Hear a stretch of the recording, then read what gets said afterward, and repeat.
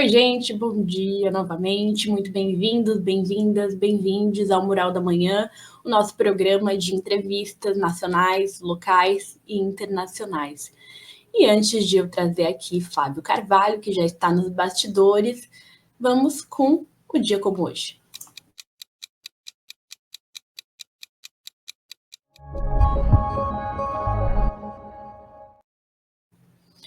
Hoje, 8 de abril, é o Dia Internacional do Povo Cigano. Foi uma data criada no primeiro Congresso Mundial Romani, depois eu vou explicar o que é Romani, em 1971, para promover a inclusão dos membros da comunidade cigana na sociedade, para que se conheça a sua história e a sua cultura. Essa arte que está aparecendo aí na imagem é um mural que foi realizado no bairro 2 de Maio, em Lisboa, no dia, e foi um mural evocativo das ocupações realizadas depois do 25 de abril, a Revolução dos Cravos, e contou com a participação de largos milhares de famílias carentes que habitavam os bairros de barracas existentes em Lisboa. Os povos ciganos também são conhecidos como Romani, por isso o primeiro Congresso Mundial Romani. Eles são um grupo étnico que tem origem no noroeste da Índia, mas que depois migrou para várias partes do mundo ao longo dos séculos.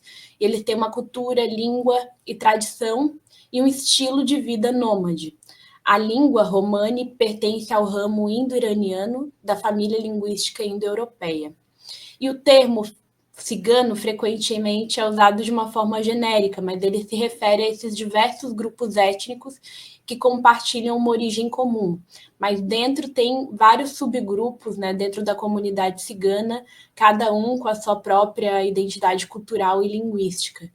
Eles estão muito conhecidos pela habilidade musical, por isso, né, aí na imagem tem a dança, a música, o violino e a guitarra em especial, muitos deles, por conta, né, dessa origem e habilidade musical, vivem como músicos ou como artesãos. A sua cultura é rica em tradição oral, mitologia, e é importante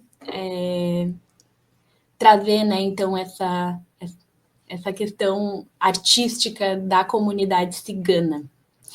A etimologia é um tema complexo, é muito incerta e controversa. Tem 4 principais teorias da origem. Uma é de que vem do egípcio, porque eles começaram a chegar na Europa Ocidental a partir do Egito e foram erroneamente associados, né, como egípcios, e eles então passaram a ser chamados de egípcios ou gitanos, e aí depois vem, a partir daí, os ciganos. Ou do latim medieval, ciganos, que significa nômade ou viajante, do grego ciganos, que significa impuro ou intocável, e aí ou do persa, que significa comedor de carne de porco, e ela pode ter sido usada, né, pejorativamente pelos persas para descrever os ciganos. Mas nenhuma dessas teorias é conclusiva, e embora tenha essa origem, né, nômade, de andar então de um local para outro, de ter essa tradição viajante, hoje em dia nem todo nômade tem uma vida itinerante. E só rapidamente sobre os desafios atuais dessa comunidade. Aqui eu trago notícias da agência Lusa de Portugal, ali pertinho de onde está Flávio Carvalho, e tem alguns relatos, né, de pessoas ciganas que tratam das principais dificuldades que elas enfrentam, e a em especial é o preconceito e a xenofobia. O Bruno relata, ele tem 49 anos, e diz que nunca sentiu tanto racismo como hoje em dia. Ele diz que sente na pele todos os dias quando vai a um supermercado e o segurança revista suas compras, e ele denuncia afirmando que tem um clima de desconfiança diário. Um outro ativista fala da falta de habitação e a dificuldade em encontrar emprego, são os principais problemas que afetam a comunidade cigana. ele salienta que esses problemas são agravados pela discriminação e pelo racismo. Então, a dificuldade de, por conta dessa xenofobia, acessar habitação, acessar emprego, os discursos de ódio são os principais problemas que tratam as comunidades ciganas. E agora, após decidir trazer aqui o Dia Internacional do Povo Cigano, a gente tem a nossa sociedade, infelizmente, a sociedade capitalista tem essa característica de aumentar cada vez mais os preconceitos, nos dividir para poder dominar, e ela se utiliza disso, tanto dos preconceitos contra mulheres, com o racismo contra as populações negras, a LGBTfobia, para lucrar cada vez mais, subalternizando essas populações e explorá-las. Então, viva o Dia Internacional dos Povos Ciganos, e agora vamos com a entrevista do dia. Flávio Carvalho, muito bem-vindo novamente ao Mural da Manhã. Como você está? Boa tarde. Bem, boa tarde. Satisfeito de estar aqui novamente com você e com nossas pessoas que estão nos acompanhando. Aqui eu dou com um delay. Desculpa se eu te interromper enquanto você está falando. Não se preocupe. Flávio, você escreveu, na verdade não escreveu, né? Você foi entrevistado pelo Raul Fittipaldi falando sobre o tema do armamentismo na Europa, do aumento dessa sensação de que estamos chegando a uma nova guerra mundial e que para isso é necessário rearmar a Europa. E sobre essa entrevista que eu vou querer conversar aqui contigo hoje, começando com um trecho que é da Carmen Parejo Rendón, que também mora na Espanha. Eu realizei uma entrevista com ela aqui no Mural da Manhã também, e ela traz a seguinte informação: Bruxelas está injetando 800 bilhões no negócio de armas. O plano Rearme Europe suspenderá temporariamente as regras fiscais para que os estados possam se endividar mais para comprar drones, mísseis ou armas autopropulsadas. Empréstimos no valor de 150 bilhões de euros vão ser oferecidos, fundos europeus serão redirecionados e o Banco Europeu de Investimentos será forçado a financiar o setor de armas.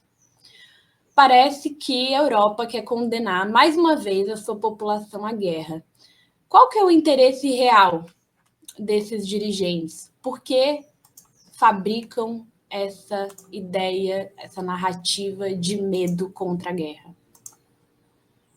Para aumentar o lucro dos grandes capitalistas que colocaram esses políticos no parlamento europeu e de muitos países para isso.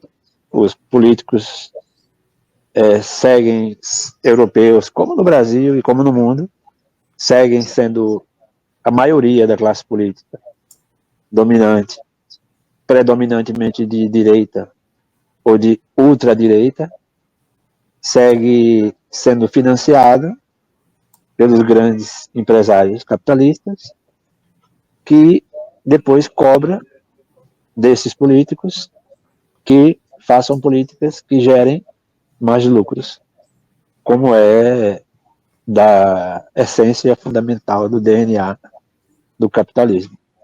O mais interessante, e que eu tentava conversar com o Raul Fittipaldi, nesse texto que está publicado no portal Desacato, é como... São duas coisas para mim. O primeiro é como às vezes cansa a gente, eles fazem de propósito, que a gente tenha que ficar repetindo as coisas que nós já sabemos, porque estão escritas, analisadas, são fatos, a história já demonstrou, e parece que eles querem nos vencer pelo esgotamento, de nós termos que repetir as velhas coisas que nós já sabemos. mas nós não cansaremos. E quantas Fábio, vezes mais for necessário, nós vamos repetir. e como é que pode a mesma União Europeia, que impôs limites de gastos, cortes, privatização, sobre o mantra da austeridade, agora está gastando sem limites com armas? O que isso significa para a classe trabalhadora, em especial agora da Espanha, que é onde você vive? Como que está vivendo a classe trabalhadora espanhola hoje? Está vivendo, por incrível que pareça, atenção para o que eu vou dizer, num clima de absoluta normalidade. A normalidade dentro do caos.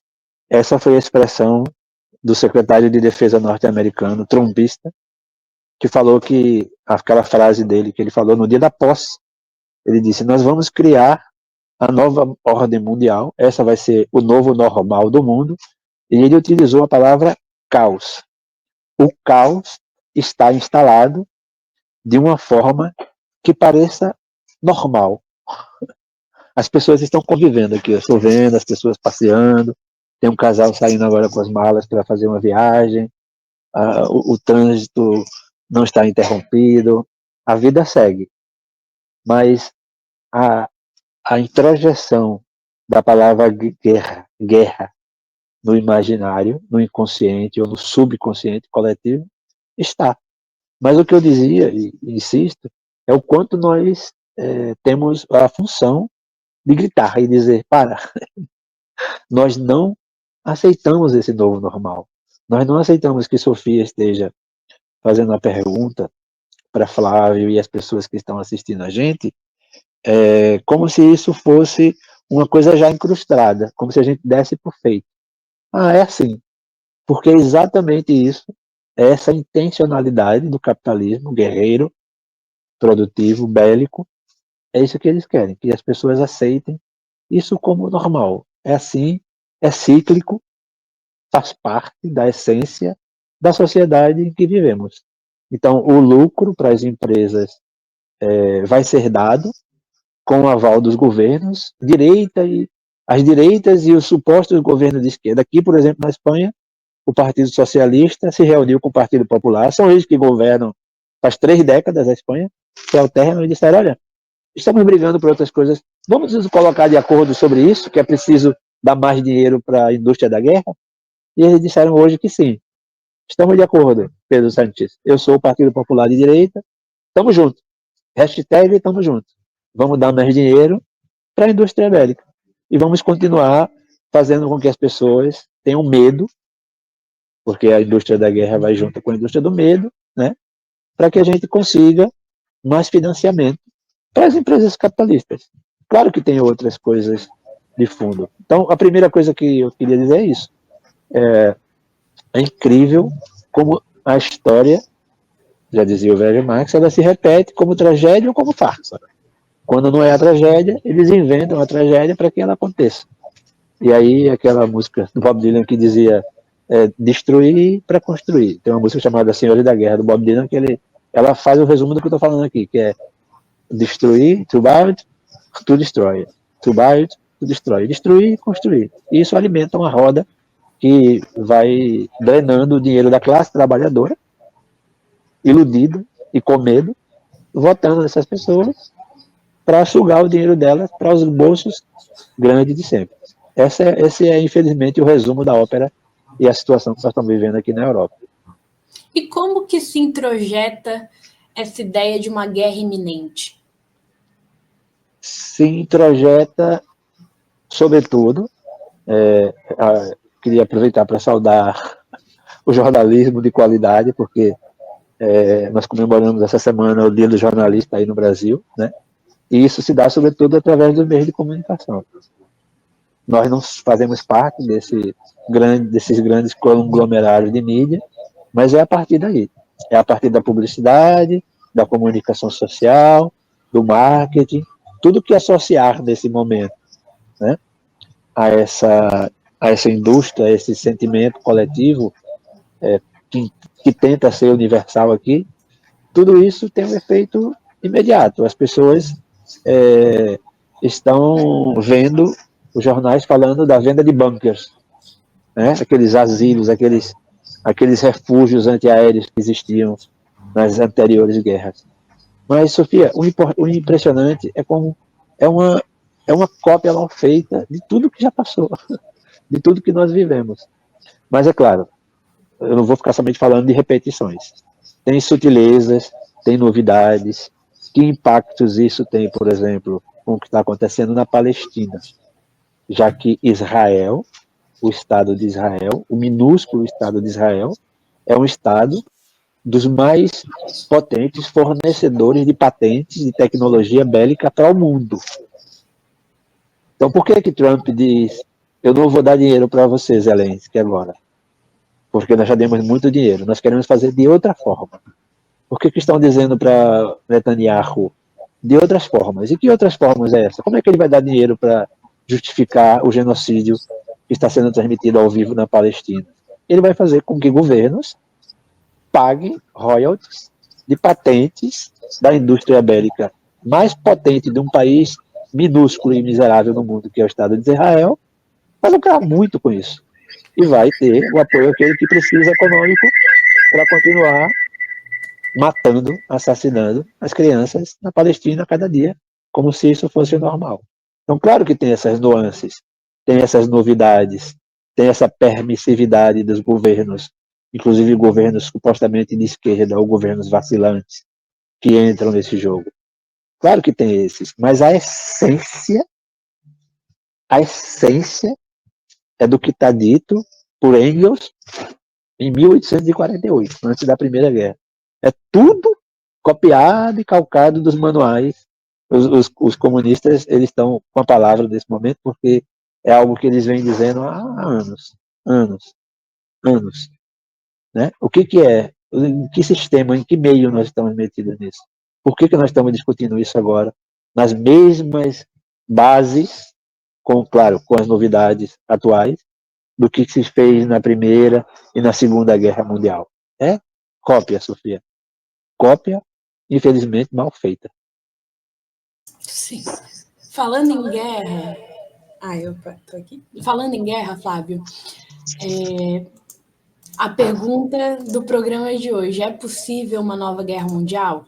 O Donald Trump, no dia 2, né, fez aquele Dia da Libertação, quando taxou com tarifas a maior da história recente 126 países, incluindo a União Europeia, e muitos falam que isso tirou a guerra do ambiente econômico, vai levar ela diretamente aos campos de batalha reais, desencadeando uma terceira guerra mundial. O que você pensa sobre isso? Estamos numa iminência de uma possível nova guerra?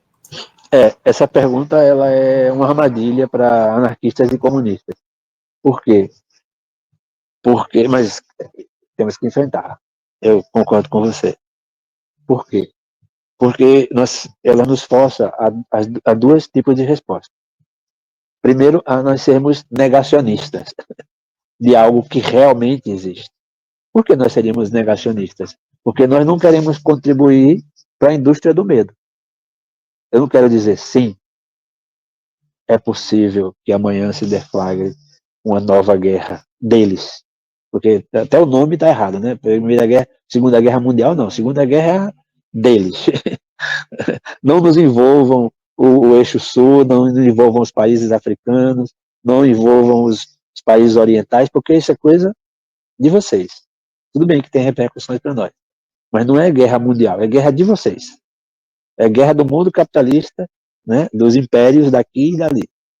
Mas, então, se a gente diz que sim, a gente de alguma forma se sente jogando no campo que eles empurraram a gente para jogar, que é a guerra o campo do medo. Né? E as pessoas que são mal informadas, que se informam somente por esses meios de comunicação ou pela publicidade, elas vão ser induzidas a ter mais medo e cada vez mais a comprar para estocar, a buscar o preço de bunker, a buscar viajar para lugares que estariam salvos da guerra. Tudo isso movimenta dinheiro da classe trabalhadora e ajuda os governos a justificar a derrama de dinheiro que eles fazem sempre que essas crises acontecem para o bolso de 4 ou 5 famílias milionárias. Então, Essa aí seria a resposta sim. Mas a resposta não, ela também é uma armadilha para a gente, porque a gente não pode negar realidade. Nós não podemos negar fatos, nós não podemos negar evidências, para depois a gente não ser engolido pelas evidências e pelo contexto histórico. Pintar um cenário de cores maravilhosas de primavera europeia não nos ajuda a enfrentar a realidade do que nós estamos vivendo. O presidente da Espanha hoje está no Vietnã e na China. Detalhe parecido. O mesmo país que Lula visitou agora há pouco, né? Vietnã e China. A Ursula von der Leyen, sabe onde ela vai essa semana? Vietnã e China, buscando saídas.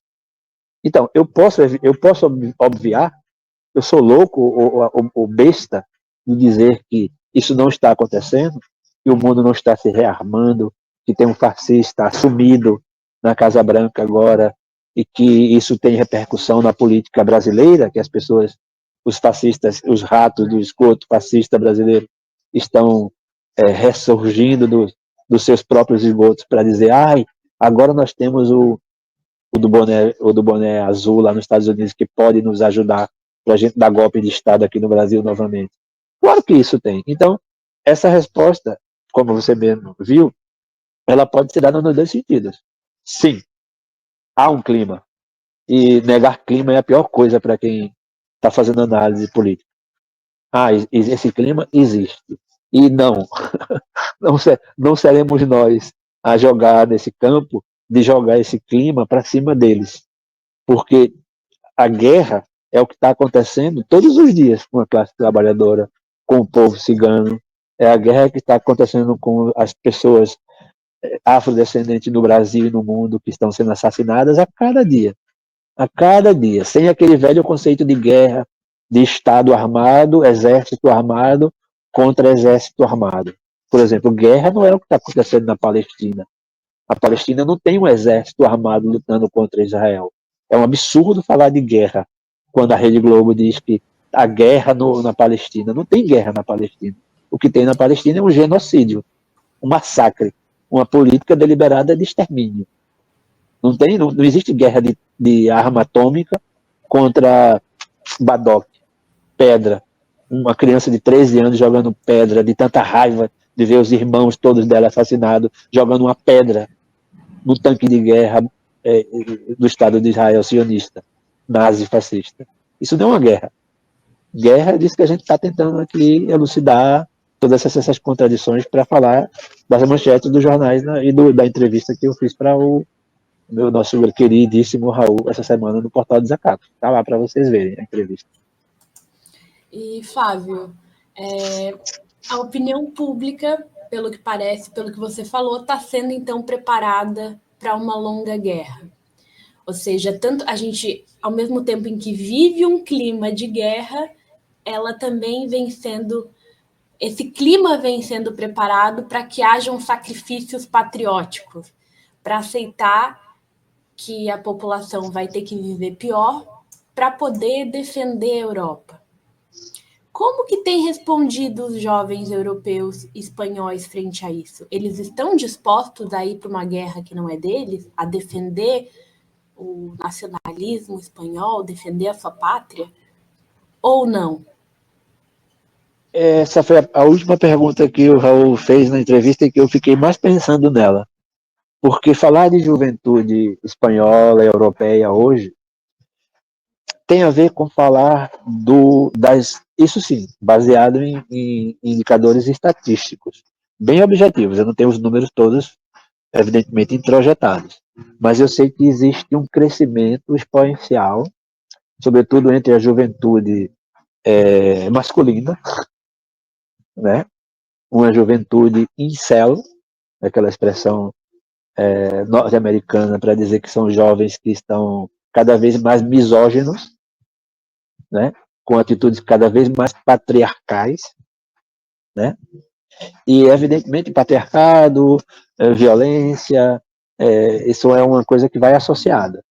Então existem uma radicalização à direita,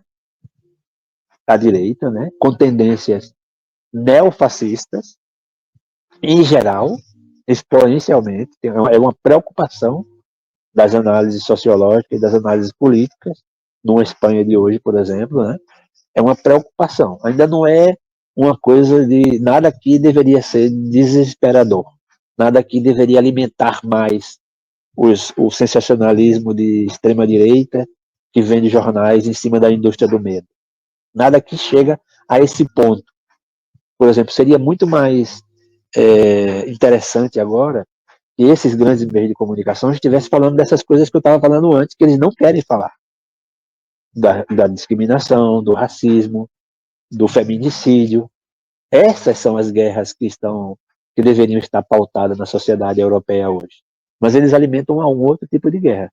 E claro que na hora que me fez essa pergunta, você me fez a pergunta, o Portal de Desacato, o Raul, eu pensei, sobretudo, nessa maioria de jovens que está se armando, eu vou botar umas aspas nesse se armando, se preparando para esse novo mundo onde eles está sendo jogado na cara deles que um jovem branco, europeu, privilegiado, ele está sendo induzido a pensar de que ele está perdendo algo na sociedade do futuro que ele vislumbra e que ele almeja, e que essa saída para ele não perder isso, não perder esse privilégio, seria uma guinada no seu pensamento coletivo mais à direita. Ele votar mais nos partidos de direita, de extrema direita, ou até mesmo num partido assumidamente nazi-fascista. Então existe essa preocupação em relação aos jovens. Agora, eu sou obrigado a dizer que, grosso modo, se eu sair aqui na rua aqui de Barcelona, onde eu estou, e perguntar para todos aqueles jovens se eles estão dispostos a ir lutar pelos atuais políticos que governam a Espanha, eles vão responder que não. Tá doido? Tá viajando mesmo? Qual é? Você acha que eu vou cair nesse conto da carochinha? Já alguma noção de história eu tenho, né? Mínima, para fazer com que eu pegue numa arma agora e saia para defender Donald Trump. É claro que existem esses nichos mais radicalizados.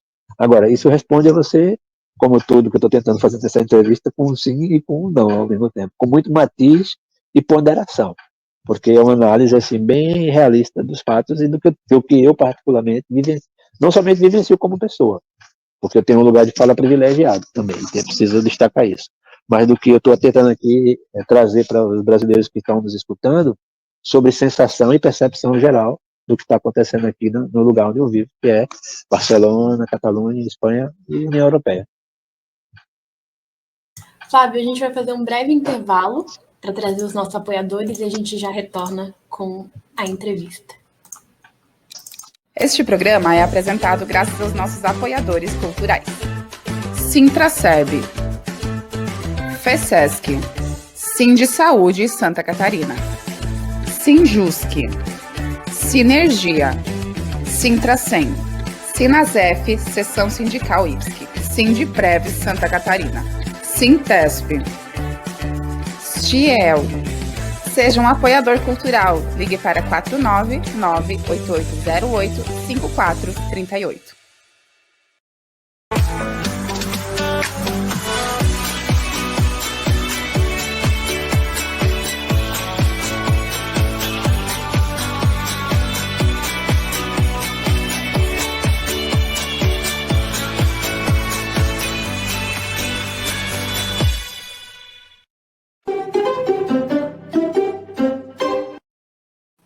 Quero agradecer aos nossos apoiadores culturais responsáveis por a gente poder realizar o nosso trabalho aqui todos os dias, na Manhã com Dignidade, na Noite Livre do Portal Desacato, no nosso site desacato.info e nas redes sociais. Aproveito para convidar vocês a nos acompanhar nas nossas redes. Estão aqui todos os locais onde você pode nos seguir, no YouTube, Facebook, Instagram, X, TikTok, Threads e Blue Sky, como @portal.desacato. E se você quiser contribuir financeiramente com a gente, você pode fazer um Pix para o desacato.contribua.pix@gmail.com em qualquer valor, em qualquer momento. Nos ajuda muito a melhorar cada vez mais o nosso trabalho e expandi-lo. Você pode se tornar um membro do nosso canal no YouTube. Você clica lá no nosso canal, na nossa página do YouTube, e você pode contribuir mensalmente com o Portal Desacato. A última forma de apoio é sendo um leitor ou leitora amiga no nosso site, desacato.info. tem um banner lá, seja um leitor, leitora amiga, e você pode contribuir de forma mensal ou anual. Seja através do Pix, sendo um membro do canal, ou sendo um leitor ou leitora amiga, você concorre todas as segundas-feiras a um livro que nós sorteamos em parceria com a Editora Insular, uma editora aqui de Florianópolis, que tem um catálogo excelente de livros. Todas as segundas-feiras a gente sorteia um livro para aqueles que nos apoiam. Então, apoie o Portal Desacato, apoie a mídia independente e ainda você pode ter a sorte de receber um livro na sua casa. Quero agradecer também aos nossos apoiadores culturais que apareceram aqui no vídeo e chamar você que tem uma entidade, faz parte de um sindicato, a apoiar o nosso trabalho e estabelecer uma parceria com a gente. O nosso contato está aqui na tela, é o 48988077742. Então, entre em contato com a gente e vamos estabelecer uma parceria. Quero dar bom dia também para todo mundo que está nos acompanhando. Thali Feldglaser, Dionilton, Carlos Alberto, Raul Fittipaldi, Milton Kist, Karen Machado, que esteve aqui, colunista, Dirce Rafael, Isabelle Fernandes, Érica Cardoso, Mariana Borges. Muito bom dia. Espero que vocês estejam bem nessa terça-feira. Se tiverem perguntas, pode mandar aqui no chat que eu faço para o Flávio Carvalho. E agora, falando nele, vamos retornar com a entrevista. Flávio, eu quero te perguntar sobre as manifestações contra a guerra na Espanha. No mês de março aconteceram algumas. Eu queria te perguntar como que é a organização disso, qual tem sido o nível de participação da população, se os movimentos têm se organizado em mobilizações contrárias ao armamento e contrárias à guerra. É curioso como hoje eu vou fazer muito jogo de pendular, né? Porque eu vou responder assim de cara dizendo eu passei recentemente por uma manifestação que era específica, objetiva contra isso que nós estamos falando, né? Essa guerra iminente, e elas estavam bem esvaziadas. Isso aí eu tô rindo, né? Desculpem, mas não é porque eu vou me lamentar tanto por isso, não. Vocês vão entender por quê. Quase no dia anterior, havia havia uma manifestação, um protesto de rua, com muito mais pessoas, que era um protesto do sindicato das pessoas que necessitam sobreviver, e a reivindicação era uma greve de aluguéis. As pessoas estão convocando uma greve para deixar de pagar os aluguéis que estão crescendo muito. Então, os sindicatos de esquerda fizeram movimentos que tiveram mais gente do que na manifestação contra a guerra. E no dia seguinte, teve um outro protesto grande aqui, muito maior do que aquela específica da questão da guerra. E aí você vai entender porque eu estou falando como um jogo de foi bom sim, foi bom não, porque essa outra que tinha muito mais pessoas, eram pessoas que estavam protestando contra o genocídio na Palestina. Então é curioso perceber como prioridades atuam, né, no imaginário coletivo, nas respostas às ameaças nazifascistas. Então, e outras coisas, outra manifestação que houve, teve mais gente do que a manifestação eminentemente contra a guerra, foi contra uma sentença de um tribunal que absolveu um estuprador que, por acaso, é um jogador de futebol famoso brasileiro. Então, essas manifestações, aí você vai entender porque eu estou dizendo felizmente ou infelizmente, elas têm mobilizado mais as pessoas do que uma manifestação convocada por um movimento pacifista, nos moldes tradicionais, contra uma, vamos dizer assim, uma ameaça etérea, subjetiva, que ainda não mobilizou mais o bolso das pessoas que estão comprando bunkers de luxo, refúgio, para as pessoas que têm dinheiro para fazer estoque de coisas, porque parece uma piada dizer para as pessoas que estão passando fome que façam estoque de coisas, porque tem pessoas passando. Talvez no Brasil ainda tenha aquela sensação dos anos 30 anos atrás. Tem pessoas passando fome na Europa, sim, em número muito mais maior e mais absurdo do que você aqui numa comunidade periférica no Brasil possa imaginar. Então é assim que nós estamos. Só uma coisa, Sofia, eu fiz uma menção a uns dados. Eu sempre que eu faço, a gente aqui nessas entrevistas, eu faço umas referências e as pessoas buscam dar certo. Mas teve uma reunião de uma Liga Comunista Internacional no dia 4 de abril. Por que está falando isso, Flávio? Porque eles fizeram uma análise disso que a gente está falando, e é um documento profundo, de 14 páginas, uma análise marxista de como essa velha história ela está se repetindo como tragédia ou como farsa. Então é uma base conceitual bem fundamentada. É LCI, Liga Comunista Internacional. Foi o que eu li antes de responder às perguntas do Raul. E aí, também quero aproveitar que a gente falou no Dia do Jornalista, porque é um dia importante para vocês que estão trabalhando, fazendo jornalismo comunicativo de qualidade, né? Porque não é uma data surgida do nada, é a data do assassinato de Líbero Badaró, que era um republicano liberal, que brigou, que foi responsável pela derrocada, inclusive, do Império Português naquela época, né? Então é uma história muito interessante, se vocês buscarem, põe no Google Líbero Badaró, vai buscar a história de como esse liberal foi assassinado por alemães no Brasil, né? E traz um pouco para a realidade do que a gente está vivendo. Aí, por último, o Dia do Povo Cigano. Eu vou escrever um artigo interessante também para o Desacato agora, porque tem um brasileiro que ele tem uma participação fundamental na história do flamenco aqui na Espanha, que é a música cigana por essência. E é um baiano, Rasta, que tocou com Paco de Lucia e que introduziu a percussão baiana, de fato a percussão latino-americana, e ele tem uma influência muito grande na música cigana que a gente ouve aqui, para reforçar o dia hoje dia de memória, dia de respeito e dia de ser contra esse preconceito absurdo que ainda existe, e no país que mais existe, eu te garanto, é aqui na Espanha, porque a comunidade cigana aqui ela é muito forte, ela é muito atuante, muito reivindicativa, e ela sofre esses preconceitos que algum telespectador nosso mencionou no começo do programa, eu vi vocês comentando, né? E isso é uma coisa frequente ainda. O cigano ele tem uma associação pejorativa, discriminatória, que faz mal a muitos jovens na Espanha hoje, porque eles são um povo, como vários povos oprimidos, de reafirmação, de resistência, de orgulho cigano, orgulho gitano, como eles dizem aqui. Então eu prometi escrever para uns amigos contando a história desse baiano e a importância que ele teve para a cultura cigana. Desculpa fugir um pouco do tema, mas eu queria fazer esses registros que são importantes. Por favor, escreva, nos envie para a gente postar no portal do Desacato. Muito interessante. Flávio, um ponto que a gente ainda não tocou e que eu penso que é essencial para essa entrevista. Quem que ganha financeiramente com a guerra?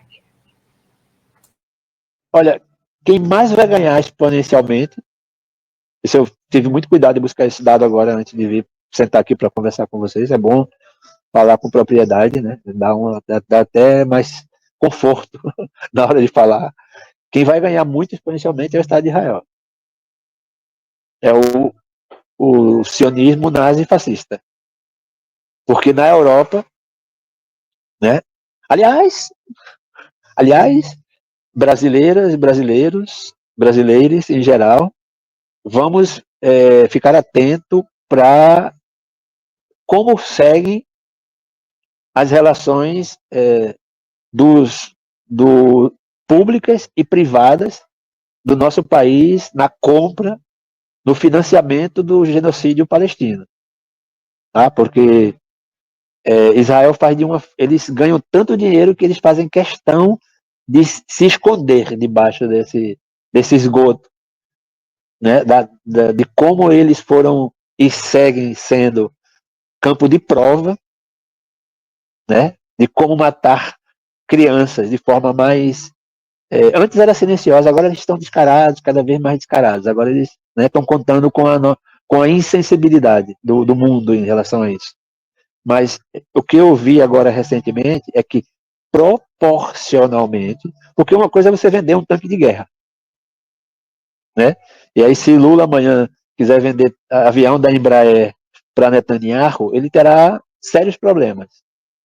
Mas se no drone que está sendo utilizado como campo de prova lá na Ucrânia, tanto pelos nazifascistas ucranianos, quanto pelo Império Russo, né? Então, o que importa aqui agora, quem vai ganhar muito com isso é a tecnologia de ponta, a forma de assassinar com mais sutileza, né? E nisso, espionagem, por exemplo, né? Nisso, infelizmente, durante muitos anos, a associação do Império Norte-Americano com o Estado sionista de Israel resultou nisso que a gente está vendo agora. Israel está com as unhas de fora, não é de hoje, né? Faz décadas, porque ele sabe que é como se estivesse fazendo um showroom bélico de como ser mais cruel, sobretudo com populações mais vulneráveis. Como eu falei na criança que jogou uma pedra no tanque de guerra, que assassinou toda a família, o pai e a mãe dele. Então é muito importante a gente atentar para isso. Então quem vai lucrar muito são esses.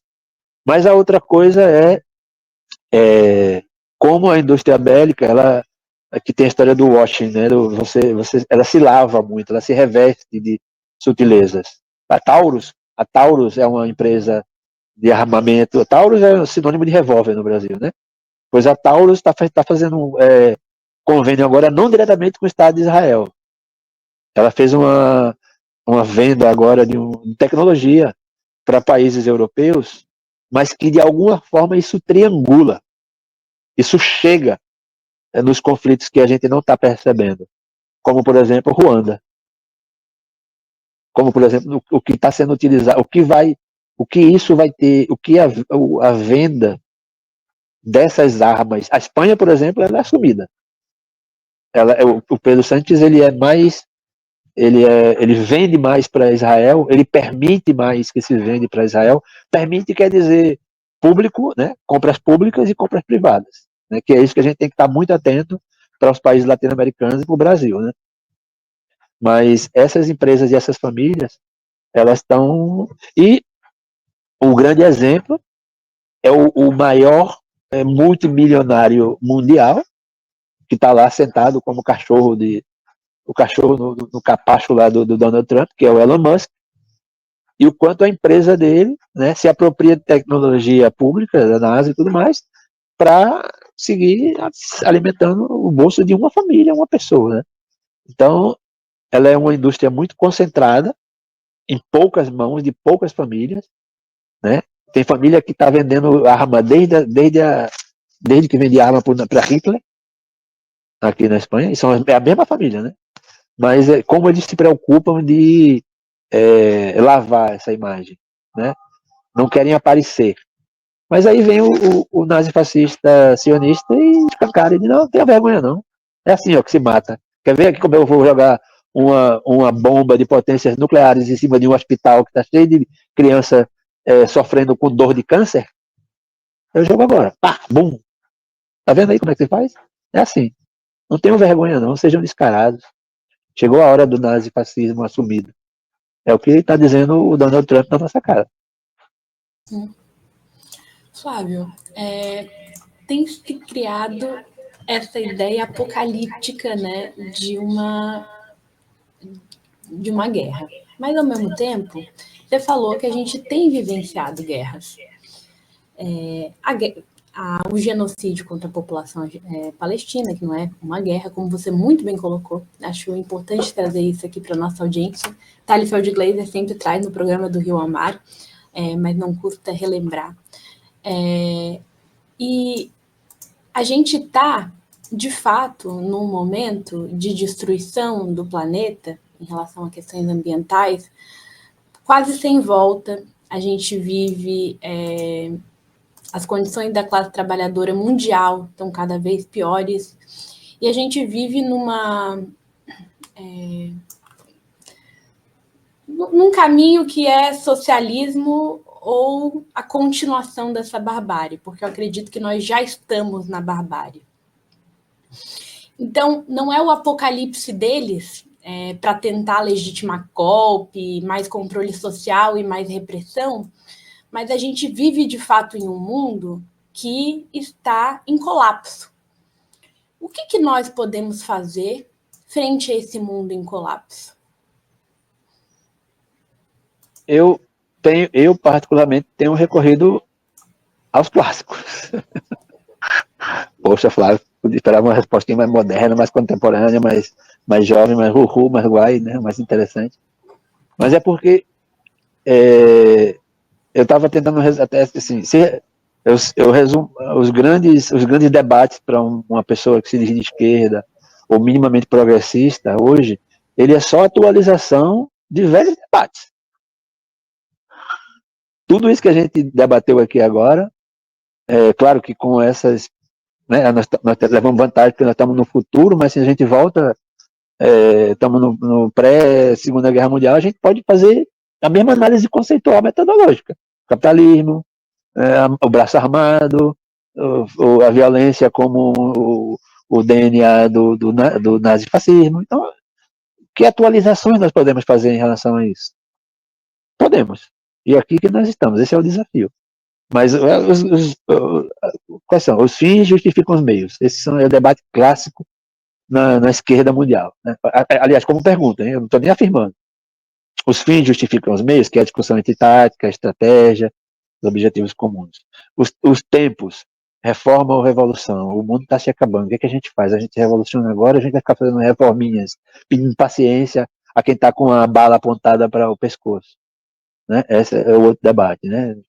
Reforma ou revolução, particular ou universal, o meu ou né, o que eu estou sentindo e o que isso tem a ver com o que mais pessoas estão sentindo iguais que eu. Então essas são, eu particularmente tenho revisitado muitos clássicos, muito. Agora, é claro que eu tento atualizar. Por exemplo, eu como anarquista ou como comunista, eu trago os debates do que está escrito nos textos comunistas e Marx e tudo mais, mas eu atualizo. Eu quero discutir essas coisas hoje das novas identidades. Para ser, eu falei para você, né? Eu não consigo falar hoje do quanto eu sou o anti-identitário, aquela pessoa que está usando o identitarismo como bode expiatório para todos os problemas da esquerda, como se a culpa, eu estou falando da culpa cristã, no sentido cristão clássico, fosse dos negros que estão finalmente dizendo basta. Faz tempo que estão dizendo, mas que agora pelo menos aparece um pouquinho mais, das mulheres, que ameaçam os postos de homens brancos privilegiados como eu, né? Eu quero ser substituído, eu quero que tenha as pessoas que nunca tiveram as oportunidades que eu tive, falando as coisas que eu quero ouvir, mais do que eu dizer as coisas que eu acho que as pessoas têm que escutar. Então, essas são as novas contemporaneidades associadas aos clássicos. Porque a gente não joga a criança com a bacia suja, porque que não presta, mas eu sou obrigado a dizer, nas minhas estratégias de luta contra a desgraça que a gente está falando com o clima, com a natureza, eu perdi. Eu, Flávio, 54, eu não consegui. Porque tudo que eu previa, eu falava, quando eu estava ainda morando no Brasil há 20 anos atrás, quando eu saí do Brasil, está pior.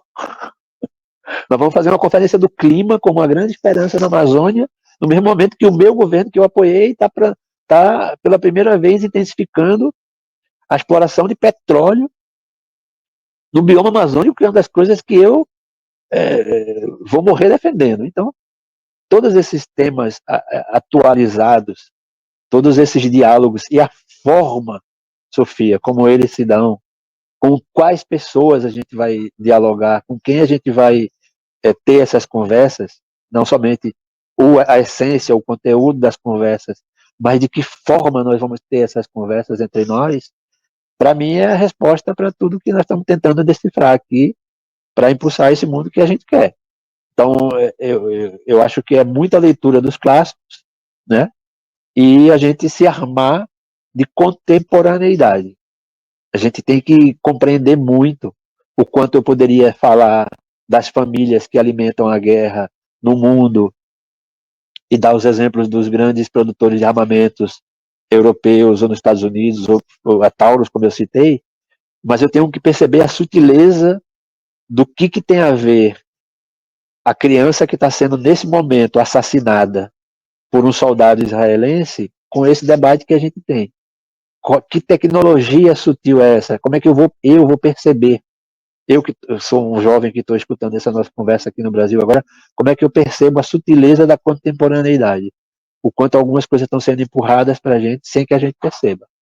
E esse é um papel da comunicação social, promover o debate aberto, sem matizes. Aliás, com os matizes, mas com os matizes necessários. Estudar muito, debater muito, Conversar, para a altura dos desafios falar. do nosso tempo, né? A Muito gente bem, Sofia. tem que dar conta de poder entender o que a gente está vivendo para poder transformar e por fim a essa sociedade que mata, que extermina.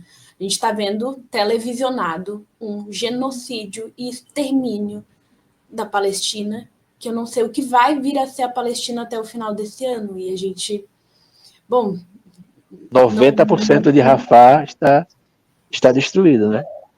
E assim, a estratégia.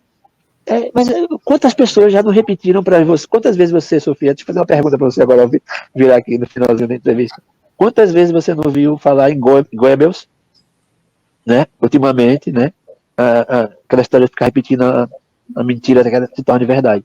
Quantas vezes agora a gente não está se acostumando a ver dizer que hoje mais 400, hoje morreram mais 100, hoje morreram, como forma de normalizar isso. E como nós, de alguma forma, eu, cidadão de esquerda, progressista, antifascista, né, no meu subconsciente, nossa, estão crescendo muito aqui na Europa os estudos de psicologia política. Como é que nós, que nos pensamos seres que lemos muito, que debatemos muito, que militamos, como é que nós, de alguma forma, impregnamos as nossas atitudes, os nossos gestos cotidianos, né? Como o nosso subconsciente também é afetado por esse discurso. O quanto esse sofá aqui me possibilita o conforto de falar e dar a segurança de que eu falando muito, eu já fiz muito do que eu poderia fazer. O que você vai exigir mais de mim? Eu estou fazendo isso faz toda a minha vida. Mas realmente eu preciso fazer algo mais. Ou nós precisamos fazer algo mais. Ou eu devo parar de pensar que sou eu que devo fazer alguma coisa. Sabe? Não esperar tanto o quanto eu estou conseguindo, não somente eu fazer, mas envolver mais pessoas. Fazer isso que você falou agora mesmo, conversar, trazer mais pessoas, provocar, não calar, não ficar com aquela mania que a gente tem de achar que não falando as coisas melhoram. Nós temos que falar dos problemas, inclusive. Aliás, principalmente dos problemas. É o que eu estou fazendo aqui, né? Flávio, muito obrigada por dispor dessa 1 hora para falar com a gente. Muito obrigada pela tua contribuição já de tanto tempo no Portal do Zacato. Eu espero ansiosamente essa matéria sobre o cigano. Rubem Dantas. Enquanto isso, para deixar vocês assim, desculpa interromper você, mas coloquem assim, Rubem Dantas. E bota assim, flamenco espanhol, por exemplo. Ou cigano espanhol. E aí vocês vão, mas é só uma prévia do que eu estou juntando de dados aqui que eu gosto de escrever e vou escrever assim para vocês. Vou mandar um beijo grande pro pessoal do Zacato, Thali, Raulzito, mas tanta gente que eu tenho aqui, desculpa pegar esses 2 ícones, mas você me compreende, né? Um abraço, Flávio, muito obrigada. Um abraço a todo mundo que nos acompanhou hoje e a gente se reencontra amanhã com mais, amanhã com dignidade. E hoje à noite, às 20 horas, com Amanda Miranda, no programa Passando a Limpo, sobre filhos de Bolsonaro enriquecem rápido e não apresentam projetos para a população. 8 da noite nas redes do Portal de Zacato. Acompanhem e até amanhã. Obrigado, Sofia. Muito bom falar com você sempre, tá? Até logo. Um prazer, digo mesmo. Produção Portal de Zacato. Realização Cooperativa Comunicacional Sul.